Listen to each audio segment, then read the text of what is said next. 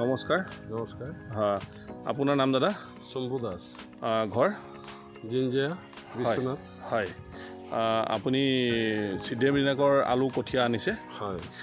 আপুনি ইয়াত জিঞ্জিয়াত আলু কঠীয়াৰ ভেণ্ডৰ হয় নহয় জানো? হয়। কিমান আলু আনিছে সিদ্ধিবিনায়কৰ পৰা? সিদ্ধিবিনায়কৰ পৰা টোটেল 250 পেকেট বনাইছে। হয়, আপুনি 250 পেকেটত কি কি আছে ভেৰাইটি? 150টামান মোহন হ'ব আৰু বাকী 100 পেকেট। আচ্ছা, ৰিজাল্ট কি পাইছে এতিয়ালৈকে?